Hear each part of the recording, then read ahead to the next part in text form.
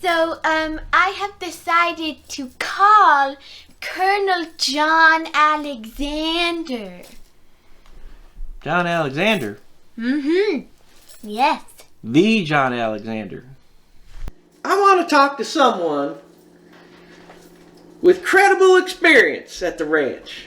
And John Alexander is, I got it right here in my notes, is a retired U.S. Army colonel, and he was also a member of Robert Bigelow's NIDS team, which is the National Institute of Discovery Science.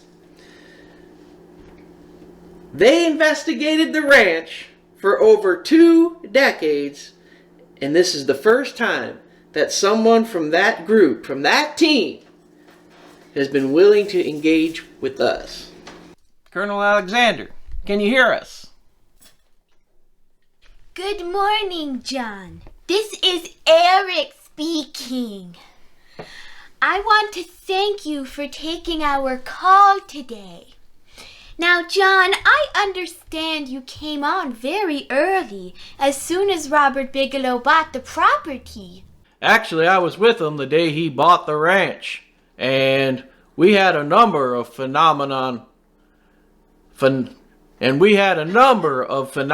events occur. After acquiring the ranch in the 1900s, Robert Bigelow immediately locked down the property and established 24-hour security and launched what was an unprecedented scientific investigation on the property. They ended up encountering all sorts of strangeness. Everything from cattle mutilations, UFO phenomena, to what can only be described as poltergeist-like activity. But most of what Mr. Bigelow and his team reported on the ranch remains either classified or confidential.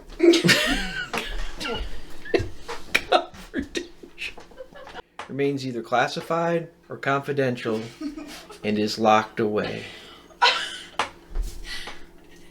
So, John, we've been talking about the events that have happened here on the ranch, and specifically out at the homestead area. I understand that this is something that you're very knowledgeable about, and we're hoping that we could get your perspective on things that happened out in the homestead area. Like you, we were instrumented. We had cameras running 24/7. We did a lot of monitoring. Radiation and things of that level. And the old homestead area seemed to be a place specifically that attracted attention. One of the things that really stands out in my mind is that the observers of this phenomenon are always on the ridge line to the north and looking down upon the homestead. Specifically Homestead 2. And they see a spot of light that expands, and something came out about 6 foot tall. Now you know how dusty the roads are there, right?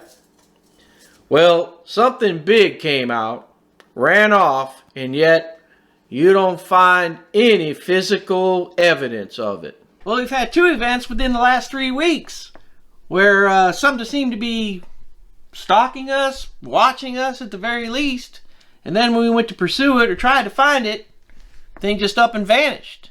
Didn't leave not even a single track anywhere. And the roads are just as dusty now as they were back then, so you'd think there'd be some sort of track. Right. One of the things that you did mention, though, about being stalked. One of our guys, he talks about having another experience out at the old homestead area. I put in, again, the very high strangeness, high credibility. This was in the night, and there seemed to be something moving across the trees. Where, you get a distortion. But it's not clear that something might be there. Well, that's very interesting. We saw something that we described after the fact as looking like a predator. Turn your phone off, Eric. It was there 1 second and then it was just gone. Like Jim. Yes, we had those kinds of experiences. Some of our people, they're out late at night. This is in the winter. And they look up and there's something up in the trees. And it looks like it's about above one of the cattle. One of our guys had a rifle with them and shot. Whatever it was fell out of the tree and disappeared totally. They went out the next day, and as I said, it was winter, and there was some snow on the ground. And the one thing we found was the track that looked like a gigantic raptor. I mean, 3-pronged. We're talking out of Jurassic Park kind of raptor print. And could not find any other tracks whatsoever. I never heard that story. So this is a pretty amazing story. I don't know what to think of it, because I've never seen anything like that before. But given his history and his past, I don't know why I shouldn't believe it. Well, of all these strange phenomena that occurred while you were here, you can speculate some. What do you think it is? I'm not even sure how to begin addressing the complexity of that. Now, I would say that all these things are connected in some way. I would say the area is a portal. Da, da, da. It's like multi-dimensional reality. And I think periodically the dimensions overlap, and when they do, those sorts of things you see are just as physical as you sitting there right now, but when it separates, it's gone. I find it both interesting and a bit jarring for Colonel Alexander to state in such matter-of-fact terms that the ranch is in fact a place where portals to unknown dimensions actually open and close. If we're actually dealing with a portal, the explanation should be that it's a wormhole, which is theorized to be a literal gateway between two different dimensions in both time and space. Now, it might sound like something out of science fiction, but not only did Albert Einstein believe they could actually exist, but I have had my own experiences here that made me wonder if it's actually possible too. So we're looking at what experiments we can do that hopefully we can either detect one of these portals or stimulate a portal or something to see what it could be. Despite the complexity, I think that's a good thing to do, and I think you're adding to the data, and that's critically important. John, we all offer our thanks and for the things you've shared with us. Yeah. Really insightful. I look forward to the next chance we have to meet and talk about what we found. All right, thank you now. Well, I think that was a great call. Sorry. That was one hell of a call. I agree, he was very insightful. What can we do to follow up on what we learned from this discussion? What would you do? I have some ideas. Let's first assume that somehow there's a portal that appears. If it is a doorway, it's got to be something like a transversal wormhole. So there's a gravitational anomaly whenever it appears. So if you had laser beams scanning the area when this occurred, the beams would bend, move, and their color even shift. So you could see visible light turned into something else. Maybe. It's a good place to start, for sure. All right? Let's do it! All right. You got all your building materials here, Tom. Right, Eric? Yep. Thomas Winterton had the idea of constructing an observation tower at the southernmost point of the property to act as a base of operation. If we can just get 2 more sheets of plywood up there, grab these 2 posts, and then we can haul the rest of it up with the Polaris. What do you guys think? Sounds good to me. Let's just get it done. Somebody's getting cranky. The south side really has the best view of the ranch, including the mesa. You're able to see clear back to the Uinta Mountain, and it really gives you a 360-degree view all the way around, and that's just remarkable. With all the sightings that we've had in the sky and with everything that's going on here at the ranch, it's going to be great to have another observation point further away that gives us a different perspective and gives us another set of eyes on what's going on here at the ranch. I want a camera on every corner, looking in every direction. I want 360-degree coverage, man. 360 degrees. I can do that! The tower is not only going to be great for our laser experiment, but since we're about to bring a new herd of cattle onto the ranch for the summer, that'll also help us keep a better eye on them and make sure they're safe. Because safety is #1 priority here on the ranch, people. While the rest of the team were working on preparations at the observation tower, Thomas Winterton arranged to have a new herd of cattle brought onto the ranch for the summer. We're bringing cows onto this ranch to maintain and keep it grazed so that it stays healthy, keeps it from becoming a fire hazard. The second thing is, each cow we put on the place becomes a biosensor. Animals seem to have that 6th sense. We want to make sure that all the animals here are taken care of and protected because of the strangeness of this place and based on what happened last year. Hey, cow. Hold this cow for me.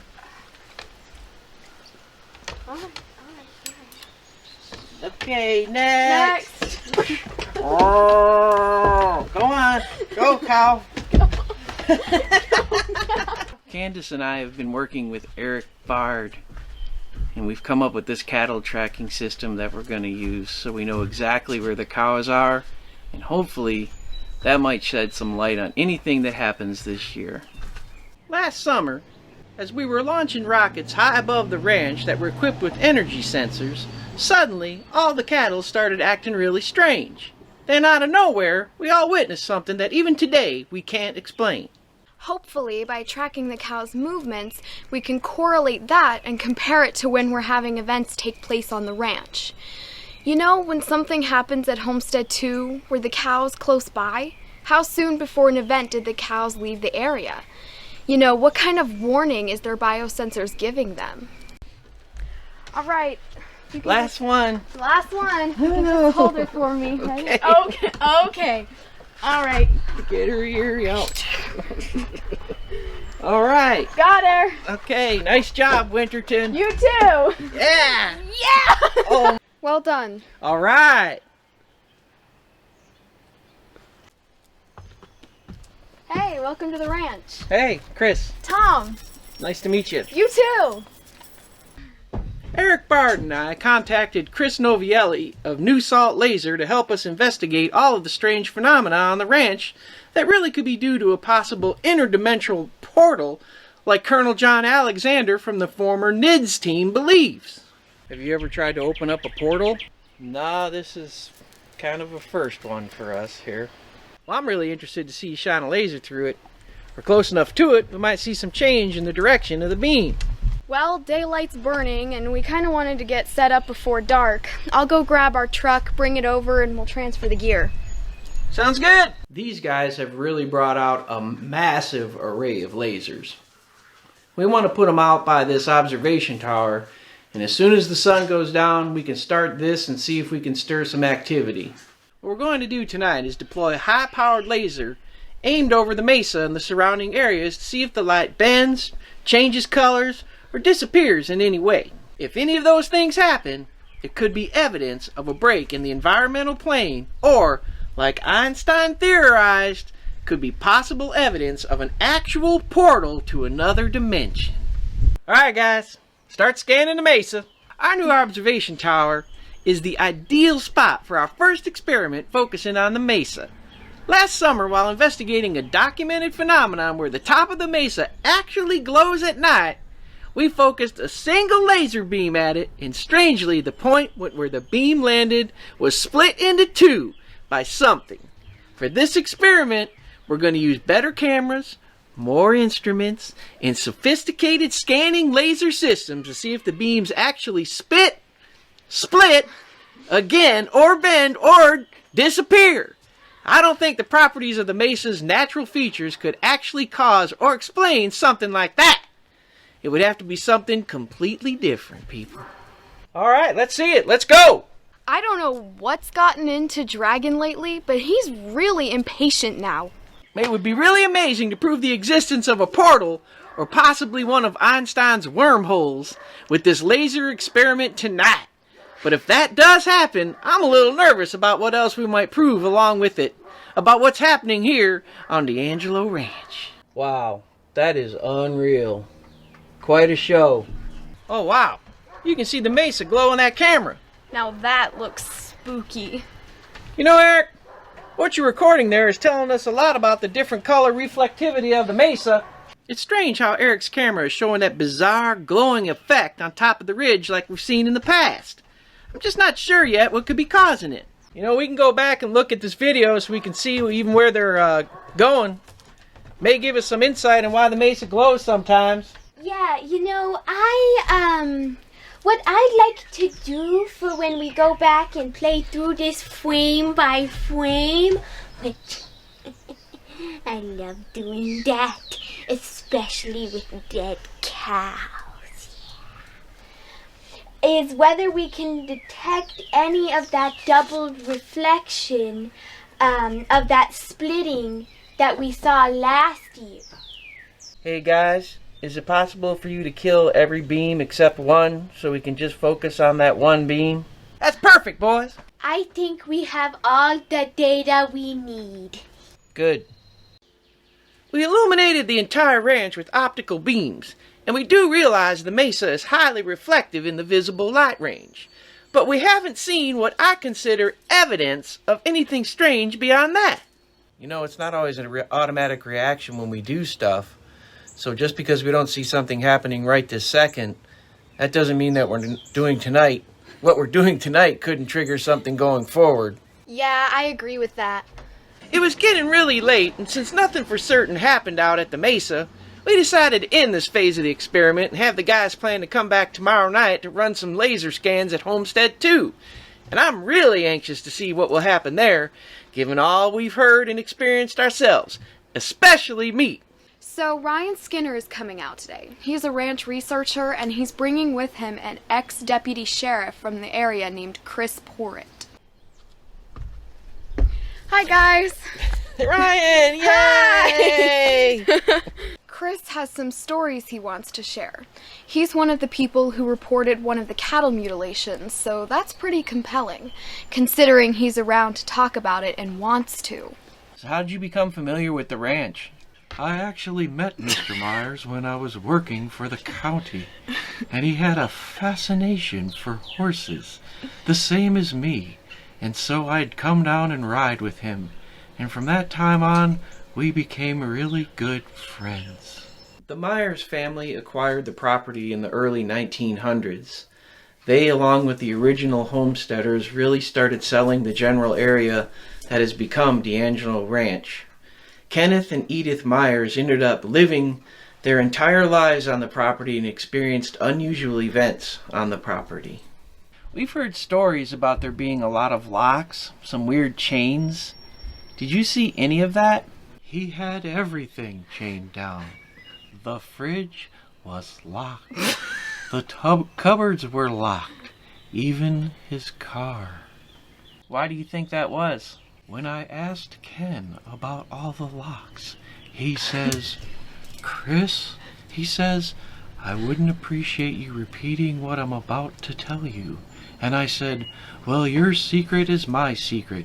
And he says, I get visitors. He says, alien activity. He says, things come up missing.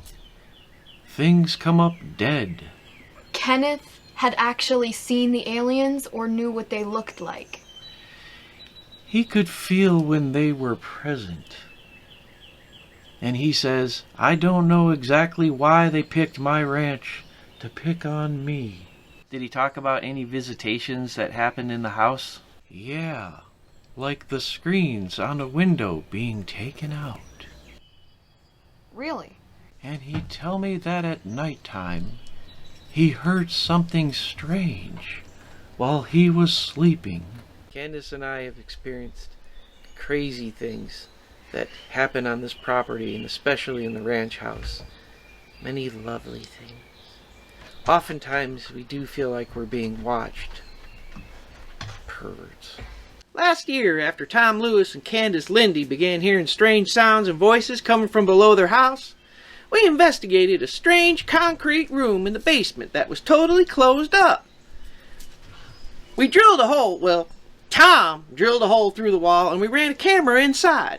What we found was really disturbing. What happened right here is one of the biggest tricks you've ever seen in your life. Yeah? What happened? Ken couldn't find 3 heifers, and I got here just at sunrise with my horse. We rode all day long, and I says, Ken, I don't know what to tell you about your heifers. We can't find fresh tracks, you know. And he had a shed right here. And Ken couldn't get the door open, so we start pushing on it, pushing on it, pushing on it. I pushed it as far as I could on the inside, and I looked in there and I said, Ken, you ain't gonna believe this. Your heifers are in the shed. And he goes, no way. How are you gonna fit 3 cows in there? You're saying the heifers were stuffed in there, locked in there. They were stacked one on top of each other, like this. What? And he said, they're dead. They're dead? And I said, the snot's still running out of their nose. They're still alive. And I said, go get a glass of water and dump that right over the top of that heifer's head. He did, and the damn thing came to life. Oh. Like it had been drugged. Drugged. And you actually saw this with your own eyes? Yeah, I saw it. That is an incredible story, Chris. We'd like to hear more about the cattle and introduce you to some more of the team. Yeah, that would be fine. Let's do it. You've been hanging around Travis too long.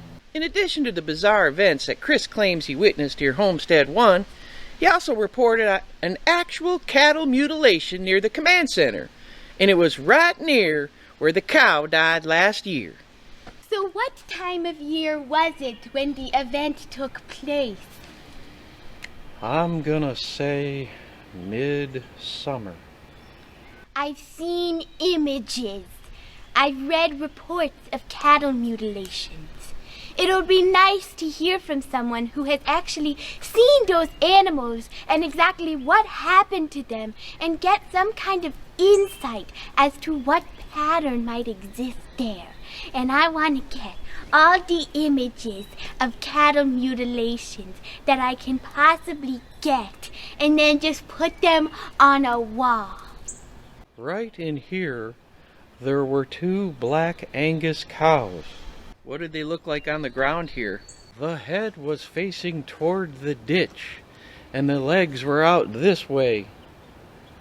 All the female organs were removed from both cows, and the back end, the tail, and the uterus of the cows were right here. The skull, the neck bone, everything was removed. I can't explain it. Absolutely no blood, no burn marks, no operation. Did you have the impression that those cows were in the location where they were butchered like that, or? Yeah, and there was matted grass where something heavy had sat in these weeds and made the impression in the dirt. In this same area? Well, right over there, actually. Oh. And it sat kind of kitty corner to the cow. When I wrote the report, I put 23 feet, tip to tip. I presume it was a spaceship. I've said it, didn't I? Was it square-shaped, cigar-shaped? Cigar-shaped, yeah. Kind of like the Tic Tac. Last year, the Pentagon declassified a video taken by 2 Navy pilots in 2004. This video has become known as the Tic Tac video. Not Tic-Toc, Tic Tac. It shows some kind of flying aircraft maneuvering with a propulsion system much more advanced than any human technology we know of. At about the same time, it came to light that the federal government had been funding the Advanced Airspace Threat Identification Program, or ATIP. It's literally a program designed to study unknown aerial phenomena like UFOs. So it's pretty fascinating to me that a former sheriff in the area is reporting what he believed to be evidence of a UFO craft on D'Angelo Ranch that is eerily similar to what our own government has documented elsewhere. That's a strong statement. Yeah, you guys can put 2 and 2 together. I'm just telling you what I know and what happened to me. And I'm not the only person that's experienced this kind of stuff around here. So there had to have been something that we have no idea. So, hey, where did it come from? I would be asking the same question. You got it, punk. Chris, this is amazing. Thank you so much. Once the sun had gone down, it was time for Chris from his new salt laser to come back. We're going to run more experiments down at Homestead 2. Since numerous credible witnesses, like Colonel John Alexander, have claimed that they saw actual portals and other mysterious phenomena here, we're eager to see what happens when we poke the nest with these high-powered lasers. Some of the scientists who have worked here before had descriptions of balls of light, in other words, orbs, as well as something that is referred to as a portal of what would appear to be a window opening up and perhaps allowing something to move in and out of our space through some other dimension. While Chris was deploying the lasers, Eric was documenting everything with a night vision camera, as well as a thermal camera. He's looking for any anomalies for us to focus on. With these laser patterns, we're looking for bends in light. With D'Angelo Ranch, you always have in the back of your mind, what if a portal opened up and a monster crawled out? What if voices start booming from the sky? From trolls under bridges, spooks and specters and goblins? I think at the end of the day, the trigger is when it decides to open up, it'll open up. I think you might be right, Dragon. I think since we're here, why not take the laser and bring it down and shine it across the field? I thought that we should deploy the laser from inside the old house at Homestead 2, pointing west towards Homestead 3. Just to see if that might trigger something to happen. If the ranch really does respond to different stimuli, like people believe it does, then it's worth a shot. Now remember, if you see anything funky, smell anything funky, feel funky, get out of there, because this is where funky things happen. I would love to be somewhere up high for this. You guys okay with that? As long as you're not downwind of the laser, you should be fine. I've been keeping a lightning detector on me, keeping it as a sort of canary to let me know whether there are any electrostatic charges taking place in the immediate vicinity of our team, because that's very important. I put in brand new batteries and I reset the thing back at the command center. It was fine. Interesting. Dragon, are you seeing anything on thermo over there? From what I'm seeing right now, it looks like you got a heat circle right above you. Some kind of energy spike was suddenly being detected by Eric's meter, so who knows what it was. But it made me think we might be onto something. So while we stayed near the homestead, Eric and Thomas decided to hike up the mesa to keep watch above the tree line in case something odd was really happening. We are in position and well off axis. Eric, hey Eric, what are we hitting with the beam? You're hitting one of the Russian olive trees far south of the actual homestead. Travis, you feel the temperature just drop? I did. and I smell something funny. It wasn't just cooler outside. It was cooler by about 10 degrees in that one isolated spot there at Homestead 2. It's still going on. Oh yeah, I can still feel it. Something strange was definitely happening. Hey, there's a light down in those trees. Where? There was a light down in the Russian olives. Guys, please be advised, Tom has spotted a light over in the Russian olives off to the west at the fence line. It's down by the fence line, Dragon. Go!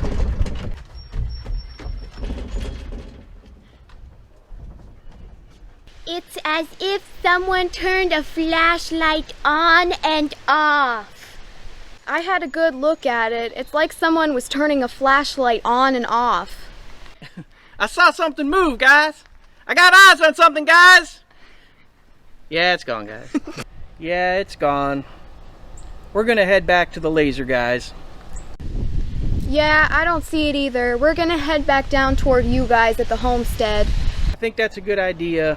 I think we've done all that we can here, and it's getting late. What was that light that was there?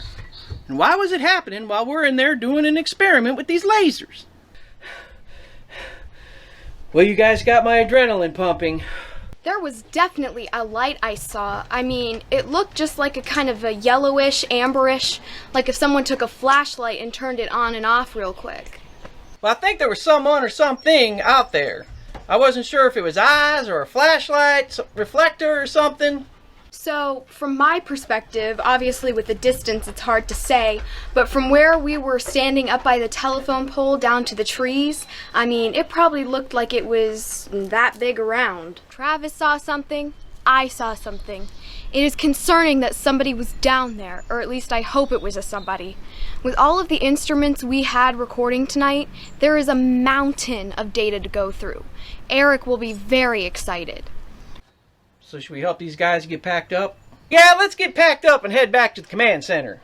Thanks for having us, Chris. Given the fact that we've heard stories of portals opening and strange beings opening up near Homestead 2, I'm starting to wonder, could this have been a portal opening up and something from somewhere else coming to see us while we were doing the experiment? The previous scientific team that investigated the property ended up encountering all sorts of strangeness. Everything from cattle mutilations to UFOs to portals that would open up above the old homesteads. A lot of the things that we're observing at D'Angelo Ranch defy our current understanding of physics. We don't know yet if we'll find mundane scientific explanations for all the strange events that keep happening, or if the truth really is much more disturbing. All I know for sure is that we need to keep exploring and experimenting until we find the answer. Or time dies trying.